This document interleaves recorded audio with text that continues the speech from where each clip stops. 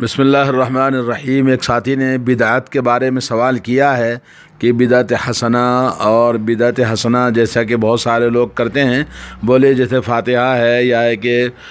قرآن خوانی ہیں یا ہے کہ مردے کے لیے 10واں 20واں، تو یہ سب اچھے اعمال ہیں، تو اس میں اگرچہ قرآن و سنت میں اس کا ثبوت نہیں ہے لیکن اس کو بدعت حسنہ کہلاتے ہیں، تو کیا اس سلسلے میں حقیقت ہے؟ تو اس کا جواب یہ ہے کہ بدعت کی تعریف پہلے آپ سن لیجئے کہ ہر وہ عمل بدعت کہلائے گا جو ثواب اور نیکی سمجھ کر کیا جائے، یعنی ہر وہ عمل بدعت کہلائے گا جو ثواب اور نیکی سمجھ کر کیا جائے اور شریعت میں اس کی کوئی دلیل، بنیاد یا ثبوت نہ پایا جائے، یعنی نہ تو رسول اللہ صلی اللہ علیہ وسلم نے خود عمل کیا ہو اور نہ کسی کو اس کے عمل کرنے کا حکم دیا ہو اور نہ ہی کسی کو اس کی اجازت دی ہو اور نہ ہی کسی نے آپ کے سامنے وہ عمل کیا ہو، ایسا عمل اللہ تعالیٰ کے ہاں مردود، ناقابل قبول ہے، جیسا کہ صحیح بخاری صحیح مسلم میں حضرت عائشہ رضی اللہ تعالیٰ عنہا کی حدیث ہے کہ من عمل عملا لیس علیہ امرنا فہو رد، من عمل عملا لیس علیہ امرنا فہو رد، یعنی کسی نے ایسا عمل ایجاد کیا جس کی دلیل ہمارے شریعت میں نہ ہو تو مردود ہے، اور کسی نے ایسا عمل کیا جو ہمارے دین کے اندر نہیں تو وہ بھی مردود ہے۔ دین کو سب سے زیادہ نقصان پہنچانے والی چیز بدعات ہیں۔ بدعات میں چونکہ نیکی اور ثواب سمجھ کر کی جاتی ہیں، اس لیے بدعتی انہیں ترک کرنے کا تصور تک نہیں کرتا، جبکہ دوسرے گناہوں کے معاملے میں گناہ کا احساس موجود رہتا ہے، جس سے یہ امید کی جا سکتی ہے کہ گناہ گار کبھی نہ کبھی اپنے گناہوں پر نادم ہو کر ضرور توبہ و استغفار کرے گا اور اپنے گناہوں سے باز آئے گا۔ اسی لیے حضرت سفیان ثوری رحمہ اللہ فرماتے ہیں، انسان مردود کو معصیت کے مقابلے میں بدعت زیادہ محبوب ہے کہ لوگوں میں بدعت کو پھیلائے۔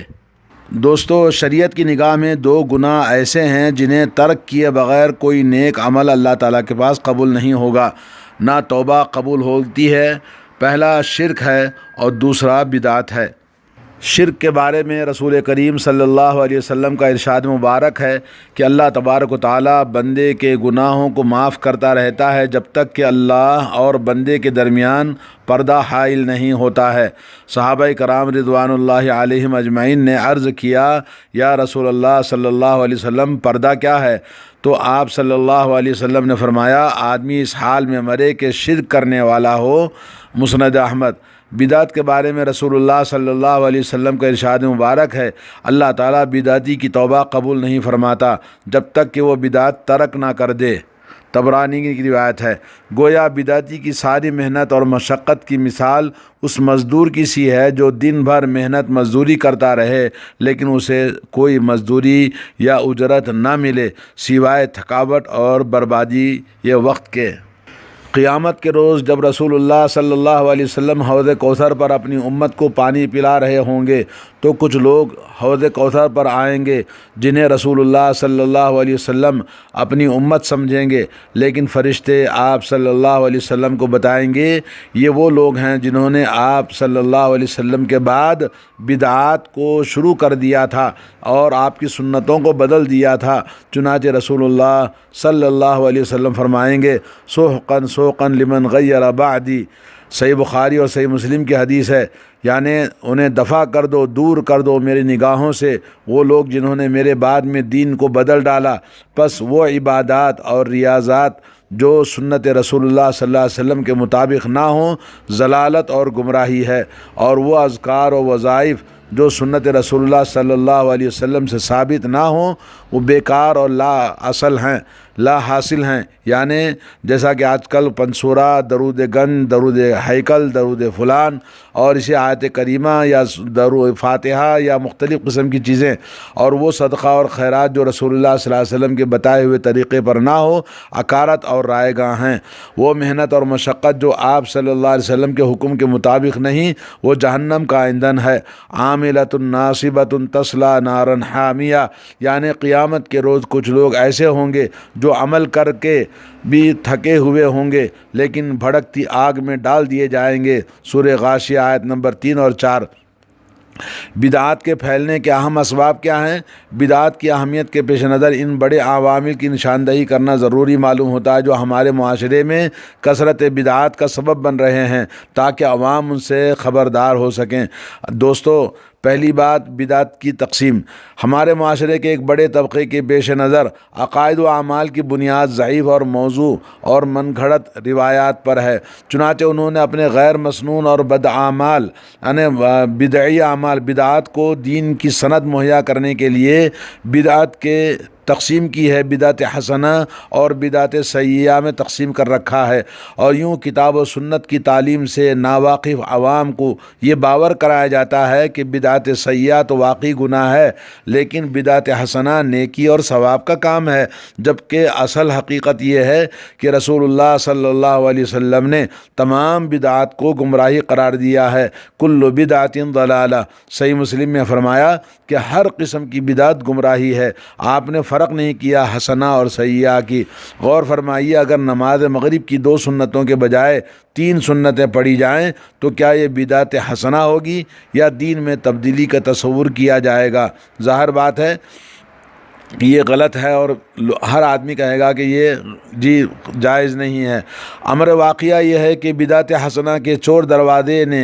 دین میں بدعات کو پھیلانے اور رائج کرنے میں سب سے زیادہ اہم کردار ادا کیا ہے۔ مختلف مسنون عبادات کے مقابلے میں غیر مسنون اور من گھڑت عبادات نے جگہ لے لی ہے۔ ایک بالکل نئے بدعی دین کی عمارت لوگوں نے کھڑی کر دی ہے۔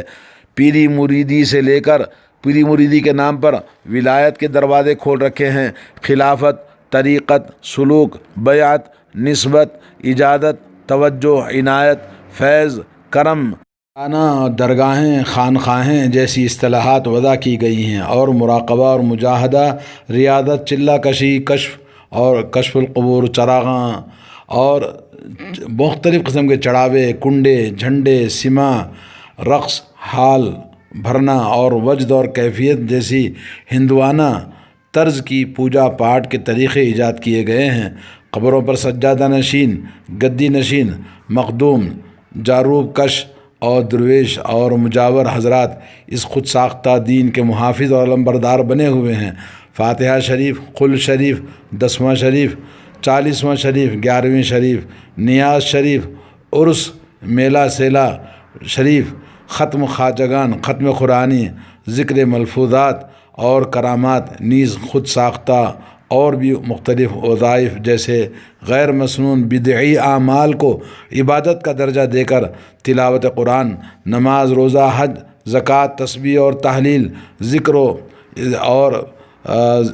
و استغفار اور مسنون ادعیہ جیسے عبادات کو یکسر طاق نسیاں بنا دیا گیا ہے، اور اگر کہیں ان عبادات کا تصور باقی رہ بھی گیا ہے تو بدعات کے ذریعے ان کی حقیقی شکل و صورت مسخ کر دی گئی ہے۔ مثال کے طور پر عبادات کے ایک پہلو اذکار و وظائف ہی کو لیجئے اور غور فرمائیے کہ اس میں کیسے کیسے طریقوں سے کیسے من گھڑت باتیں شامل کر دی گئی ہیں۔ مثال کے طور پر فرض نمازوں کے بعد بلند آواز سے اجتماعی ذکر کرنا، مخصوص انداز میں بآواز بلند اجتماعی ذکر کے حلقے قائم کرنا، ذکر کرتے وقت اللہ تعالیٰ کے اسم مبارک میں کمی بیشی کرنا، اور 1.5 لاکھ مرتبہ آیت کریمہ کے ذکر کے لیے مختلف محفلیں اور اس کے لیے تسبیحات کے دانے بنا کر لوگوں میں تقسیم کرنا، محرم کی پہلی شب کو ذکر کے لیے مخصوص کرنا، سفر کے مہینے کو منحوس سمجھ کر پہلے بدھ کو مغرب اور عشاء کے درمیان محفل ذکر قائم کرنا، 27 رجب کو شب معراج سمجھ کر ذکر کا اہتمام اور مسجدوں میں جمع ہونا، اور 15 شعبان کو محفل ذکر منعقد کرنا، اور شب برات کے نام سے مسجدوں کو یہ مولوی حضرات لوگوں کو جمع کر کے وعظ و نصیحت کی محفلیں جمع کرنا، سید عبد القادر جیلانی رحمۃ اللہ علیہ کے ناموں کا درود اور ورد کرنا، اور عبد القادر جیلانی رحمۃ اللہ علیہ سے منسوب ہفتہ بھر کے وظائف کا اہتمام کرنا، دعائے گنج العرش، دعائے جمیلہ، دعائے سریانی، دعائے عکاشہ، دعائے حزب البحر، دعائے امن، دعائے حبیب، عہد نامہ، درود تاج، درود ماہی، درود تنجینہ، درود اکبر، ہفت ہیکل شریف، چہل کاف، قدح معظم و مکرم اور شش قفل وغیرہ جیسے وظائف کا اہتمام کرنا، یہ تمام اذکار و وظائف ہمارے ہاں بسوں، گاڑیوں، سڑکوں اور عام دکانوں پر انتہائی کم داموں پر بکثرت فروخت ہونے والی کتابوں میں لکھے ہوئے ہوتے ہیں، جنہیں سیدھے سادے کم علم مسلمان بڑی عقیدت سے خریدتے ہیں اور احترام کے ساتھ اپنے پاس رکھتے ہیں اور حسب ضرورت تکلیف یا مصیبت کے وقت ان سے استفادہ کرتے ہیں۔ اذکار و وظائف کے علاوہ دوسری عبادات، نماز، روزہ، حج، زکوٰۃ و عمرہ، قربانی وغیرہ کی بدعات کا معاملہ اس سے بھی چند قدم آگے ہے۔ زندگی کے باقی معاملات، پیدائش، شادی، بیاہ، بیماری، موت، جنازہ اور زیارت قبور، ایصال ثواب وغیرہ کی بدعات کا سلسلہ لامتناہی ہے، جس کا تذکرہ ایک الگ کتاب کا متقاضی ہے۔ یہ سارے کے سارے بدعات یہاں پر بدعت حسنہ کے نام پر در آنے والی گمراہی اور جہالت کے طوفان نے اسلام کا ایک بالکل نیا عجمی اور ہندوانہ ماڈل تیار کر دیا ہے، اور یوں بدعت حسنہ بدعات کی طویل فہرست میں روز بروز اضافہ کا باعث بنتا جا رہا ہے۔ آپ نے جتنی بدعتیں سنی ہیں اس وعظ میں اور اس بیان میں، آپ سمجھ لیجیے ساری کی ساری بدعات حسنہ کے نام سے لوگوں کو گمراہ اور دین سے غافل اور ان کو ایسی بدعات میں ملوث کیا جو شرک تک لے جاتی ہیں۔ اور ان شرکیہ اعمال اور بدعات سے آپ بتائیے اللہ تعالیٰ کیسے راضی ہوگا اور اللہ کی رحمت کیسے آئے گی؟ اللہ تعالیٰ کیسے مسلمانوں کی حفاظت کرے گا اور اس قوم کو اللہ تعالیٰ کیسے بخشے گا جس قوم نے نبی کے دین کو کچھ اور ہی دین بنا دیا؟ اگر نبی علیہ الصلوۃ والسلام دنیا میں آئیں، صحابہ کرام دنیا میں آئیں اور یہ دیکھیں کہ یہ رسول اللہ صلی اللہ علیہ وسلم کا دین ہے، تو رسول اللہ صلی اللہ علیہ وسلم کیا پہچان پائیں گے اپنے دین کو؟ کیا صحابہ کرام رسول اللہ صلی اللہ علیہ وسلم کا دین جو آپ کی صحبت سے انہوں نے جو حاصل کیا، اس دین کو وہی دین سمجھیں گے؟ دوستو، آج کوئی دین باقی اصلی حالت میں باقی نہیں رکھا لوگوں نے۔ جیسے دنیا کی ہر چیز کے اندر ملاوٹ ہے، ہر چیز ڈپلیکیٹ ہے، ہر چیز ویسے ہی دین کو بھی ڈپلیکیٹ بنا کے رکھا ہے۔ لا حول ولا قوت الا باللہ۔ آج ہمیں سمجھنے کی ضرورت ہے، قرآن مجید قیامت تک محفوظ ہے اور نبی علیہ الصلوۃ والسلام کی صحیح سنتیں بھی قیامت تک محفوظ ہیں، لیکن یہ کہ انسان جس کو اللہ توفیق دے، ہدایت دے، وہ قرآن اور سنت کی تعلیمات کو صحیح سمجھنے کی کوشش کرے اور تحقیق کرے، معلومات کرے اور اس کے بعد پھر اس پر عمل کرے۔ اللہ تعالی ہم سب کو توفیق عطا فرمائے۔ اللہم اہدنا الصراط المستقیم صراط الذین انعمت علیہم غیر المغضوب علیہم ولا الضالین۔ اللہم ارنا الحق حقا وارزقنا اتباعہ وارنا الباطل باطلا وارزقنا اجتنابہ۔ السلام علیکم ورحمۃ اللہ وبرکاتہ۔